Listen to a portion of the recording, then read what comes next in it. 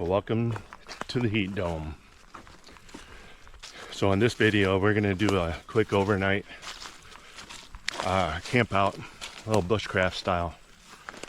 So here in the Midwest, for the last couple of months we've had just oppressively warm days and weeks and unseasonably wet conditions. So everything out here in the timber is just lush as can be, which makes it even more of a challenge because the bugs are everywhere.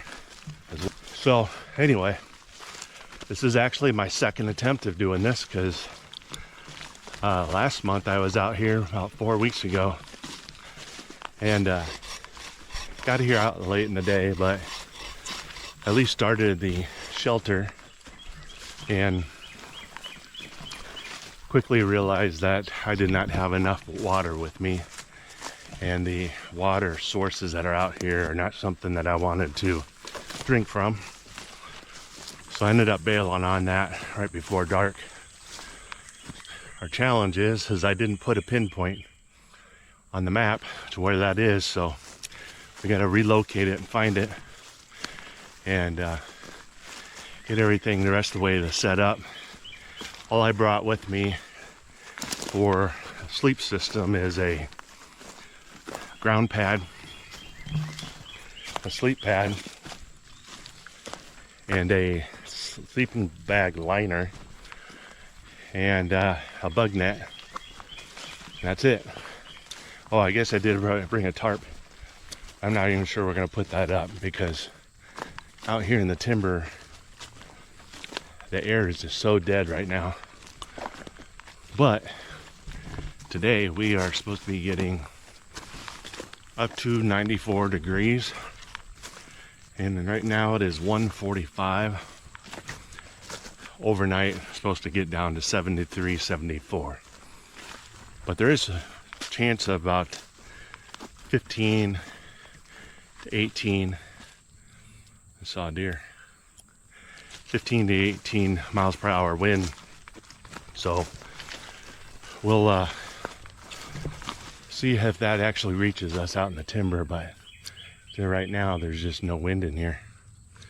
So anyway, we are going to be making a fire and cooking up a meal for tonight, and trying to make it a little bit more relaxing because I don't want to expend too much more energy since I have most of the shelter built. I just want to sit back and enjoy being out in the timber. As maybe some of you know, just being out in nature provides some natural healing for our bodies, our mind, and our soul. So that's the goal for this trip. So since I already filmed the walk-in a month ago, I'm going to roll that footage, and I'll meet you at the shelter if I can find it. See you then.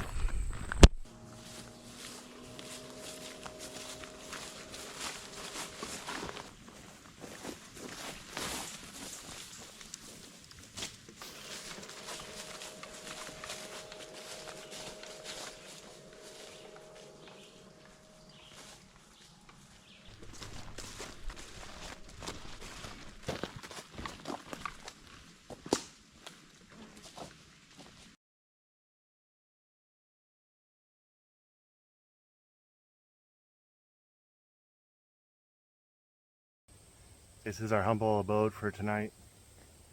Good news is there's a little bit of a breeze coming in here, but the amount of cobwebs that I just walked through to get here, holy cats, I don't remember that last one. All right, let me get this unloaded and we'll show you what I did here.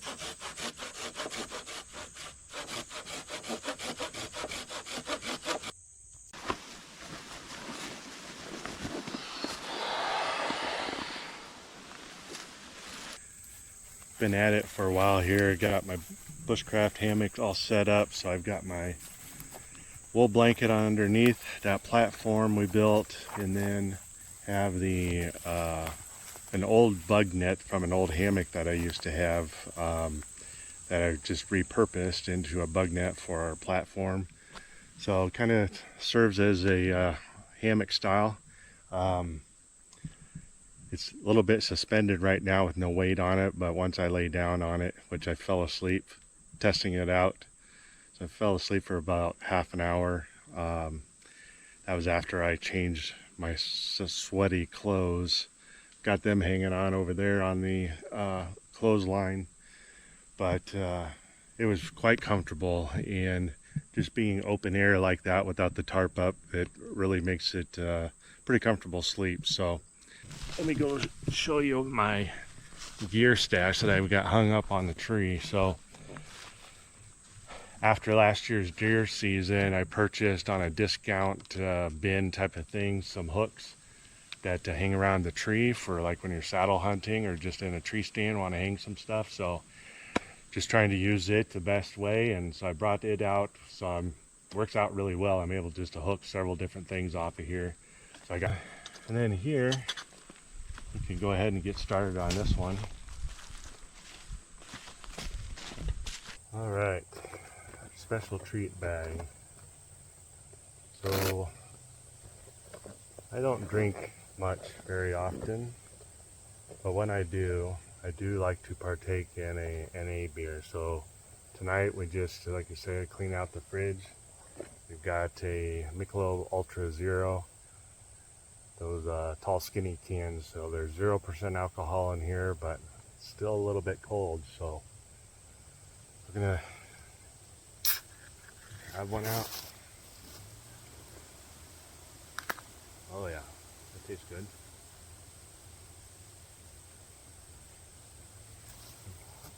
Pre-dinner beverage. So here's to you. So I've got my fire bag here.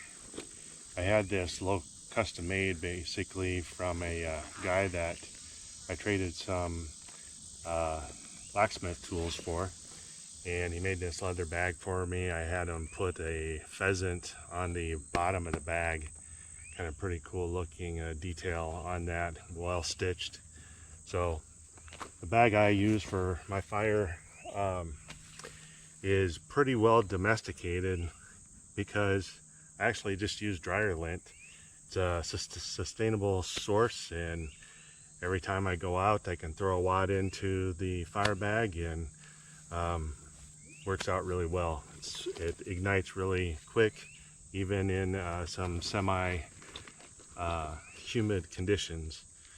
The other thing I have in here, a couple of them, is some votive, little votive candles. I save these for when the firewood is really wet. Just got a couple of those, but those work really well just to have a flame at least get started, and then you can start drying out some things and get it going from there. I have a little bit of a bellow, I think they call that. If I need to blow on it, I don't have to get my face right down in there and burn my eyebrows. I'm sure if we've all been around fires long enough, we've done that a time or two, just getting too close. Got my ferro rod here, which we'll use, and then I have a backup lighter and then some backup matches. Let's see, I've got little pieces of fat wood that was given to me years ago for just my fireplace at home. So I broke these down a little bit and just put a few slivers of that in there just to have as a backup. I recently somebody gave me these. These are just like wax paraffin, little small lengths of rope. I've never used them before, but just threw that in the fire bag as well. The other thing, I don't have a whole lot in here, but my neighbor has a pretty, real pretty paper birch tree. So on occasion there will be some chunks of birch bark that will float over into my yard. So I'll snag those and I'll throw them in there. I don't have a really big piece in here, but I have a bunch of little shavings. So we'll take this opportunity to clean out the bag, and we're just going to throw those on this wad of dryer lint and clean out the bag while we're at it. Say that fire preparation is probably about 85% of the best way to successfully start a fire is making sure all of your wood is prepared ahead of time. So that way, once you get a spark, you've got fuel to feed that spark. So if you don't and you're scrambling, it can be frustrating, especially in a situation where you really need to get that fire going. So it's best to take the time and just process the small little tinder pieces, dry pieces. You're looking for pieces that snap. So we got a few of those in here, and then in the pile over here, I just got going from matchstick size up to probably the size of your pinky finger, your thumb, on up to smaller logs and twigs, and just having a variety of that. So all right, so we got that ready to go.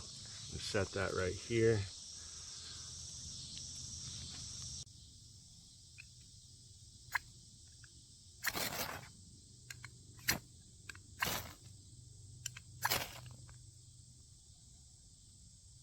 Got our shavings in there.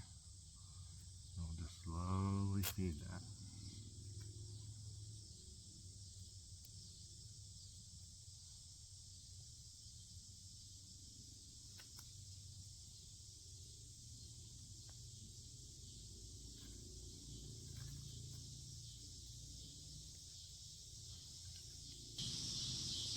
Alright, I'll take these sticks gathered up, start putting that on there.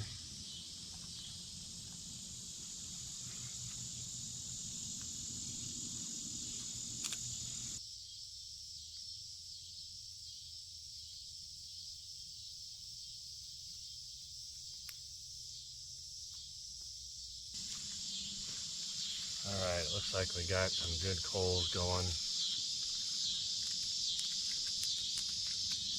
in there. So I got this pan from Timu recently. It's a 9.5-inch pan, really thin, carbon steel, and it's got a non-stick coating on it. But first time out, so we're gonna put it on there, but I want to season it with a little bit of oil first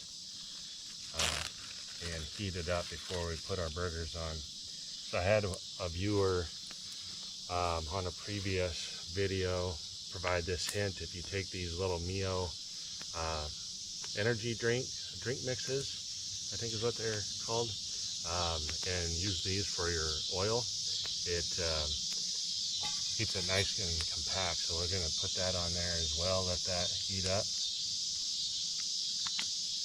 We'll let that pan season a little bit. I'm optimistic that this pan will work, because the skillet that I have traditionally hauled to outings is pretty heavy. This is pretty lightweight, and so we'll just have to adapt to it. Make sure we get everything good and warmed up. It'll just be nice to be able to be a little bit more mobile with these and cut a lot of the weight for, especially portaging for our trips, high adventure trips up north. So it'll be nice. Couple hamburger buns.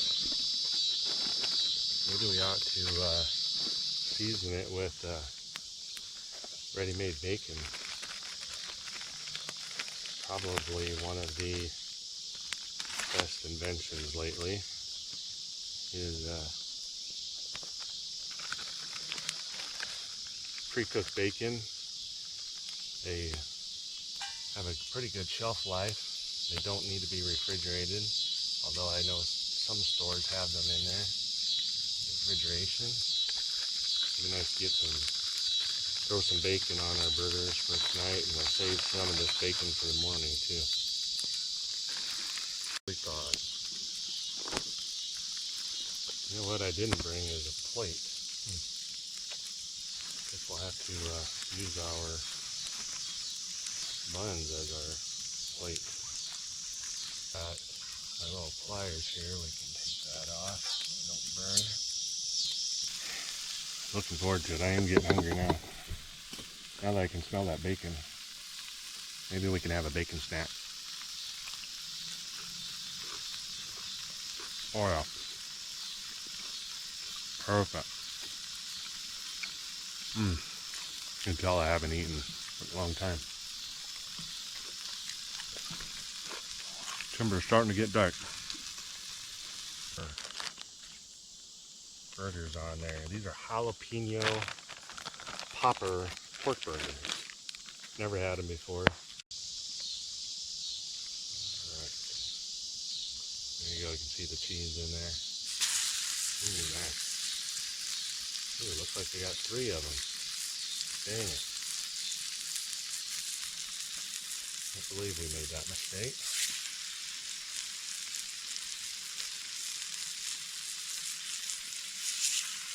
There we go. So we'll cook all 3 of them up. This is what we need. Is to sit out here, relax. I took a nap earlier and that felt good. But just sitting out here, it's almost like deer hunting, just sitting there and observing, hearing different sounds. Kind of like deer hunting because I didn't see any deer. Sun went down a little bit ago. We're at 8:22.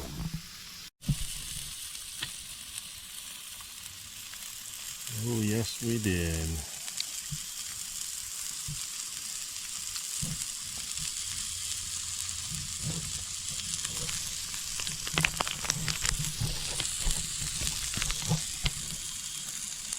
This is going to get silly.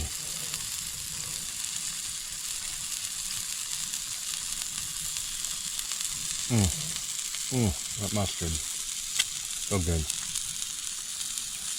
Alright. Burger number 1. Locked and loaded.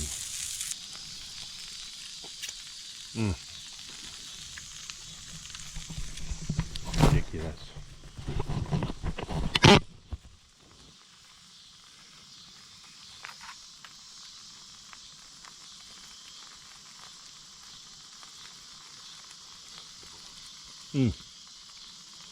They're good. Double decker coming up. Oh my. So let that one cool. Alright. If you can see me or not. Alright, here we go. Beer number 2. Michelob Ultra NA. Down the hatch.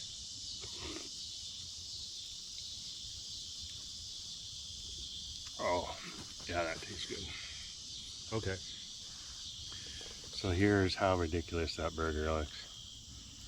Jalapeno popper pork burger with bacon, ketchup, and mustard. Tomato's a vegetable, right? Alright, here we go.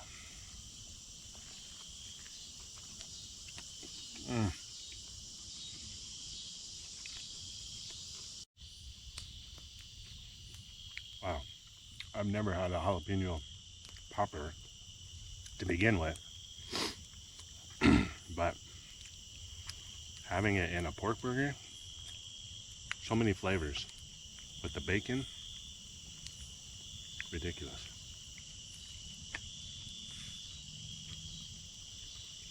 That's because my chair legs go right into the soft dirt. Alright, here we go.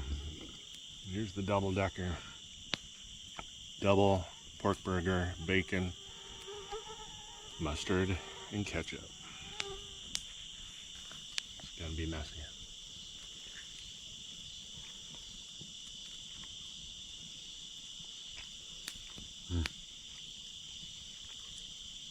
All right, we're gonna smash this and stoke up the fire a little bit, I guess. Got a whole pile of wood here collected. It is only 8:40, so still as can be right now. Not a whiff of breeze. Well, not gonna lie, that was tough to choke down. And I got about half of it, and then the rest of it I just had to throw in the fire because that's too much. I didn't realize there was gonna be 3 burgers in there. However, also wanted to save room for our dessert. So I don't know about you, but when I was a kid, one of my favorite little pastry treats I used to get from the store, maybe the convenience store. I don't know if they've been there all along or just made a comeback, but seems like more and more stores and convenience stores are holding these little pastry, fruit-filled pastries. This one's apple pie, so that's our dessert.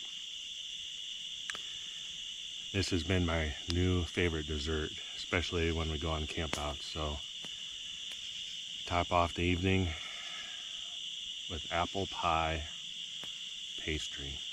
Apple pie, right? Just apple pie, whatever.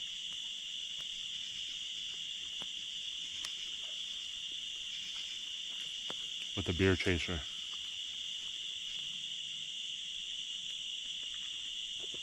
Oh, so good.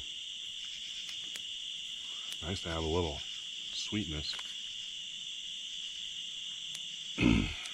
Feed that sugar addiction we all have. Well, good morning. We made it through the night. We had a pretty uneventful evening other than the cicadas were going like crazy loud. I wish I had some earplugs to address that. Heard a few coyotes over in the distance, but nothing major. I don't think I even heard any critters come through here, but we got a good night's sleep despite it being warm. It got down about 73, but we got camp all broke down. Got the sun coming up over the hill there a little bit, and so it should be another beautiful morning here in the heat dome. So I appreciate you guys watching. We'll see you in the next.